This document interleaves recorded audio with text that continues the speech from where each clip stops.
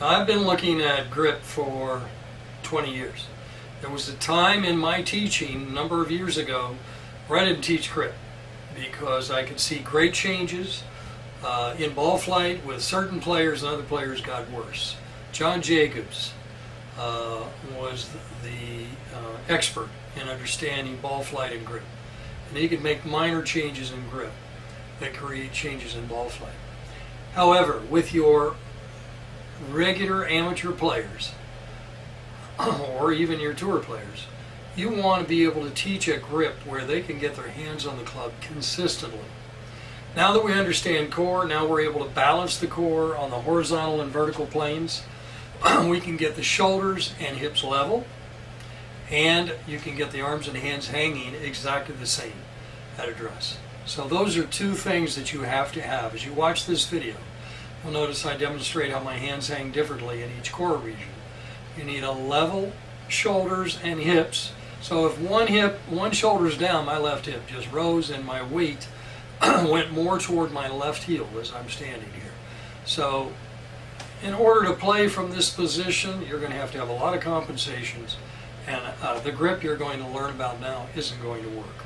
You can do a 5-minute exercise to level the front of the core on the horizontal plane and level the shoulders.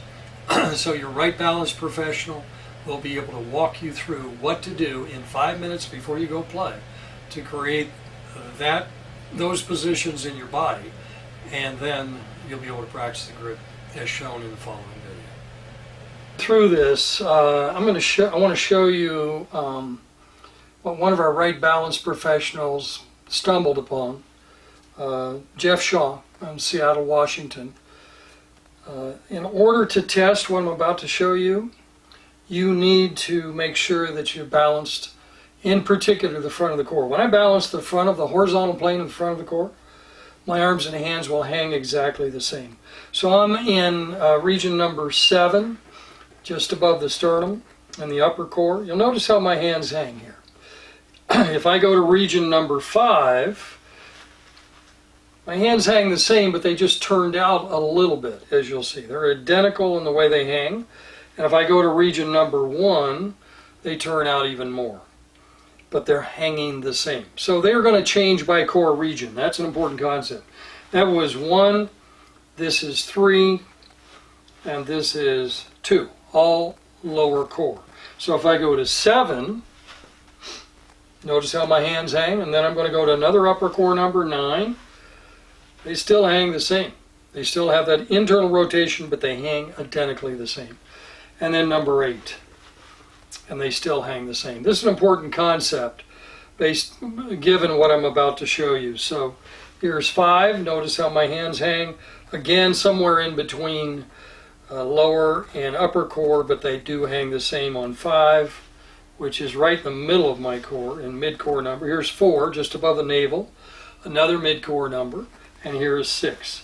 So in those 3 regions, so the point, they hang the same. The point is, my arms and hands hang the same at my side, but they change by core region. You've heard grip the club, the way your arms and hands hang.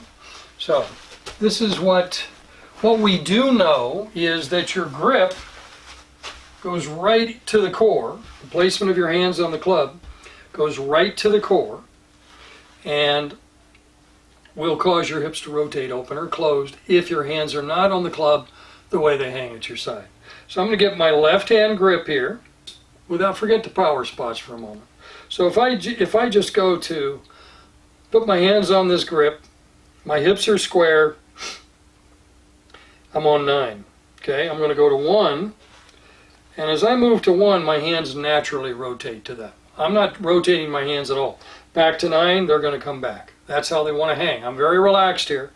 I go to 1, and my hands just rotate. Notice the shaft lean is back out toward my left thigh. And if I go to 5, 1, 5, and 9 are right here together. Now I'm somewhere in between. So your hand position, this is a neutral grip. Your hand position is also impacting your hip line. So if I hold this grip, this 5 position, and I move to 9, my hips just rotated well left. holding that position. As soon as I relax and let my hands go, very little shaft lean, more to an upper core position, my hands want to go weaker. Both left and right hand weak to a complementary grip. Now let's look at what this looks like down the line, and you'll see the changes in my hips as I do. Well, first of all, let's just, this is an upper core number. I'm going to go to 9, my very top of my upper core. I let this grip hang at my side. Look at my hips. You can see how square they are. Now if I add my right hand coming down from the top, now look at my hips. You'll see they're very square. If I try and set a little more shaft lean, my hips just rotated out. Or if I come in under here, my hips are out. But if I just relax, bring my hand up, cover from the top on this, I can go into my setup and you'll notice that my hips are very square. And how can I check that? I can drop this, close my eyes, point my thumbs, and they line up beautifully. And let my arms swing. So my hips are going to be square. Your grip is impacting your hip line, and your grip should be very natural, and this will train it. This will get you in absolutely perfect position. So we worked for a long time on grip. We actually cut one of these in half. We're developing prototypes, believing that we had to rotate. We were able to lock it in a position, but this training grip will naturally set the hand positions. It's in neutral. Thank you, Jeff Shaw.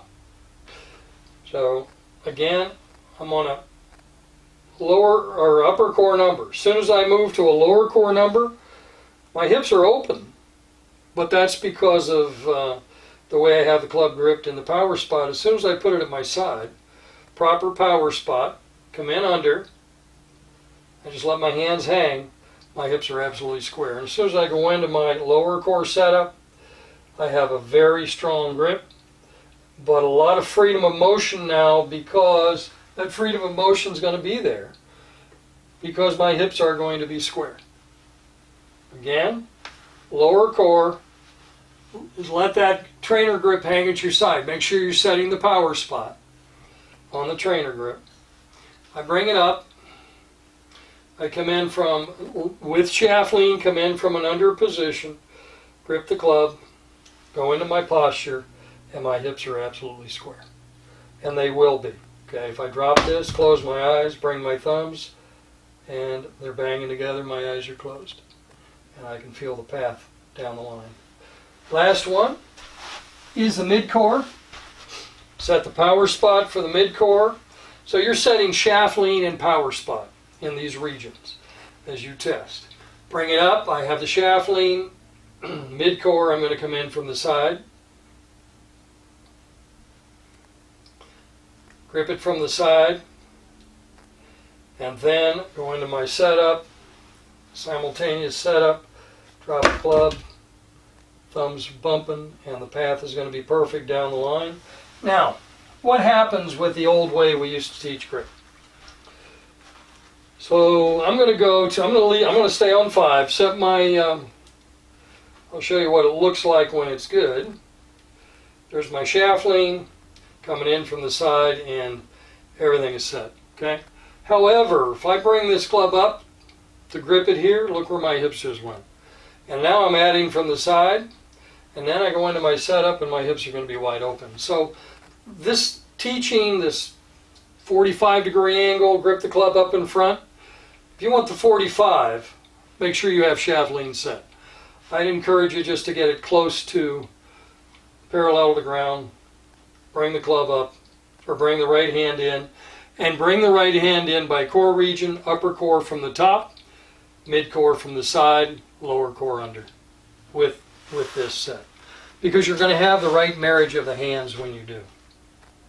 So thanks to Jeff Shaw in Seattle, we have found a very, very easy way to teach grip.